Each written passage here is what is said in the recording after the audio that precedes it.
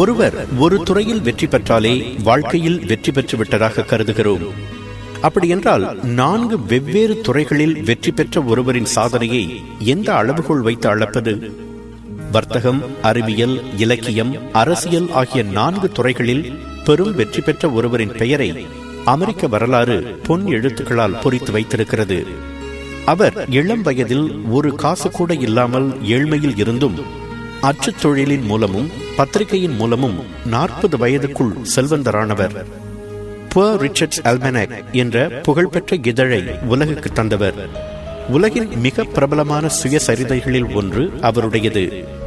மின்சாரம் பற்றியும் இடி மின்னல் பற்றியும் புகழ்பெற்ற ஆராய்ச்சிகளை செய்து இடி தாங்கியையும் பைஃபோக்கல் லென்சஸ் எனப்படும் வெள்ளெழுத்து கண்ணாடியையும் மற்ற பல கருவிகளையும் கண்டுபிடித்தவர். அரசியலில் சட்டமன்ற உறுப்பினராக, அரசு தந்திரியாக, பிரான்சுக்கான தூதராக விளங்கியவர். அமெரிக்க சுதந்திர பிரகடனத்தை தயார் செய்து கையெழுத்திட்ட மூவரில் ஒருவர். இப்படி பல பரிமாணங்களில் பிரகாசித்த அவரை அமெரிக்காவின் ஆக பிரபலமான குடிமகன் என்றும் அழைக்கிறது வரலாறு. அவர்தான் தான் வாழ்ந்த 84 ஆண்டுகளும் மனுக்குலத்தின் மேன்மையை பற்றியே சிந்தித்துக் கொண்டிருந்த விஞ்ஞானியும் இலக்கியவாதியும் வர்த்தகரும் அரசியல்வாதியுமான பெஞ்சமின் பிராங்க்லின். 1706 ஆண்டு ஜனவரி 17 அமெரிக்காவின் பாஸ்டன் நகரில் பிறந்தார் பிராங்க்லின். மொத்தம் 17 பிள்ளைகளில் 10ஆவதாக பிறந்தவர் அவர். அவரது தந்தையார் சோப்பு கட்டிகளையும் மெழுகுவர்த்தியையும் தயாரித்து பாஸ்டன் நகரம் முழுவதும் சுற்றி தெரிந்து விற்பனை செய்வார். பெரிய குடும்பம் என்பதால் அவர்கள் வீட்டில் வறுமை வசதியாக ஆட்சி செய்தது. அதன் காரணமாக பிராங்க்லினை பள்ளிக்கு அனுப்பக்கூட அவரிடம் பணம் இல்லை. பிராங்க்லின் பள்ளி சென்றது ஓராண்டுக்கும் குறைவாகத்தான். ஆனாலும் தனது 7வது வயதிலேயே அவர் கவிதைகள் எழுத தொடங்கினார் என்று ஒரு குறிப்பு கூறுகிறது. அது மட்டுமல்ல, பள்ளிக்கு செல்லாவிட்டாலும் தன் தந்தையின் தொழிலில் உதவி செய்து கொண்டே தனக்கு கிடைத்த நேரத்தில் அவர் 4 மொழிகளை கற்றுக்கொண்டார். ஆச்சரியமாக இருக்கிறதல்லவா? வாசிப்பை நேசிப்போம் என்று எத்தனையோ முயற்சிகளை மேற்கொண்டும் நம்மில் பலர் புத்தகங்கள் பக்கமே தலை வைத்து படுப்பதில்லை. ஆனால் பிராங்க்லினுக்கோ இயற்கையிலேயே நூல்களை வாசிப்பது என்றால் கொள்ளை பிரியம்.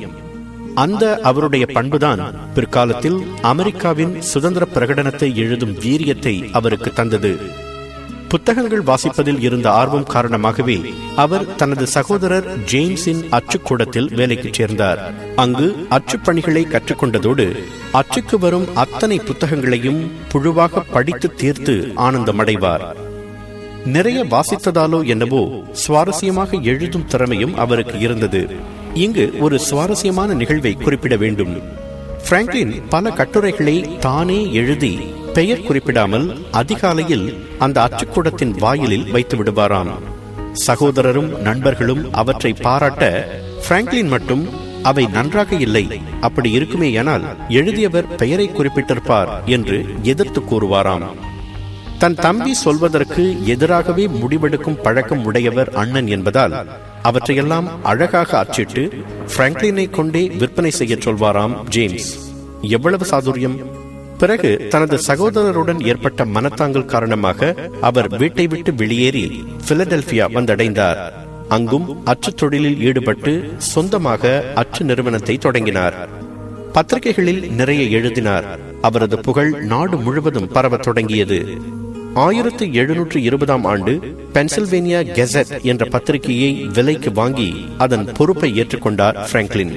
4 ஆண்டுகள் கழித்து புவர் ரிச்சர்ட்ஸ் அல்மனாக் என்ற சஞ்சிகையை தொடங்கினார். மிகவும் வித்தியாசமான பாணியில் வெளிவந்த அந்த சஞ்சிகைதான் அவருக்கு செல்வத்தையும் பெரும் புகழையும் கொண்டு வந்து சேர்த்தது.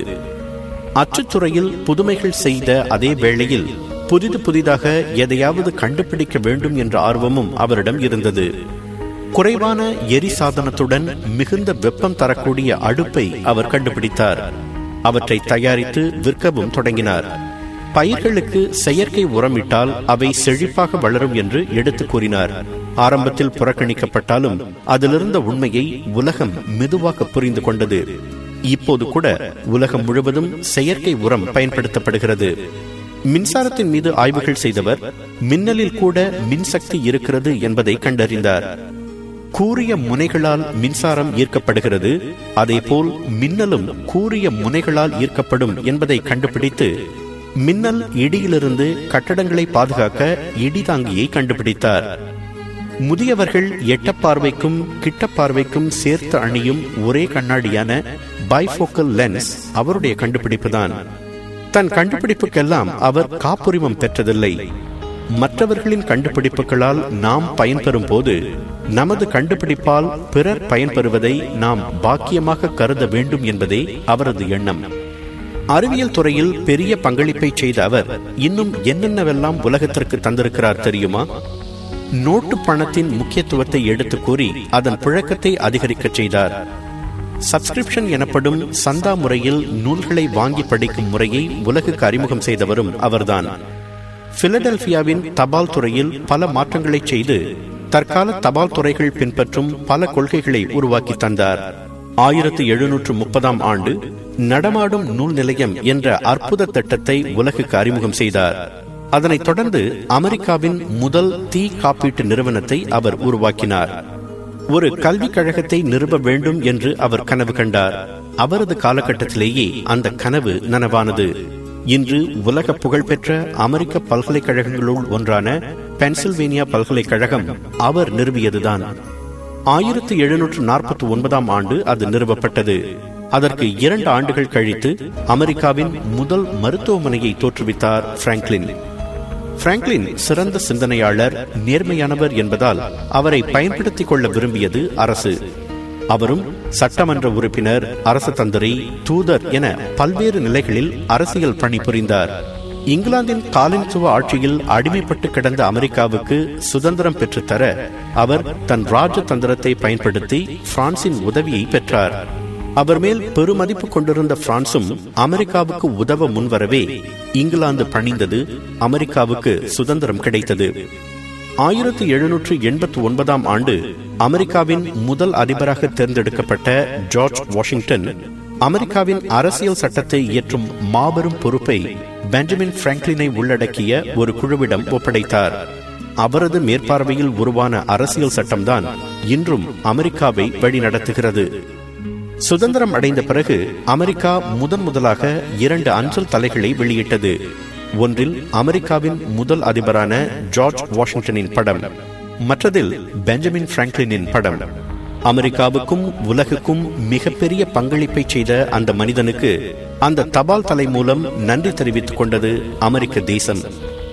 கடைசி நாள் வரை ஓய்வு என்பதையே அறியாமல் உழைத்த பிராங்க்லின் 1790 ஆண்டு ஏப்ரல் 17 தனது 84வது வயதில் காலமானார். அப்போது உலக நாடுகள் துக்கத்தில் மூழ்கியதாக ஒரு குறிப்பு கூறுகிறது. அரசாங்க மரியாதையுடன் அவரது உடல் அடக்கம் செய்யப்பட்டது. சுமார் 20,000 பேர் அவருக்கு இறுதி மரியாதை செலுத்தினர். பெஞ்சமின் பிராங்க்லின் உதிர்த்த பல பொன்மொழிகளை இன்றும் பல பேச்சாளர்கள் அடிக்கடி பயன்படுத்துகின்றனர். அவற்றுள் எனக்கு பிடித்த ஒன்று இது: இறந்த பிறகும் நீங்கள் மறக்கப்படாதிருக்க வேண்டுமென்றால் ஒன்று சிறந்த படைப்புகளை எழுதுங்கள், அல்லது பிறர் உங்களை பற்றி எழுதும் அளவுக்கு அர்த்தமுள்ள வாழ்க்கை வாழுங்கள். ஆம், வரலாற்றில் மிகவும் பயனுள்ள அர்த்தமுள்ள வழியில் செலவழிக்கப்பட்ட ஒரு வாழ்க்கைக்கு சொந்தக்காரர் பெஞ்சமின் பிராங்க்லின். அமெரிக்கர்கள் மட்டுமல்ல, நாம் அனைவருமே ஒட்டுமொத்த முன்னுதாரணமாக கொள்ள வேண்டிய ஒரு வரலாற்று மாந்தர் பெஞ்சமின் பிராங்க்லின். அவரை போல தன்னம்பிக்கையுடனும் விடாமுயற்சியுடனும் ஓர் அர்த்தமுள்ள வாழ்க்கை வாழ முற்படும் எவருக்கும் எந்த வானமும் வசப்பட்டே ஆக வேண்டும்.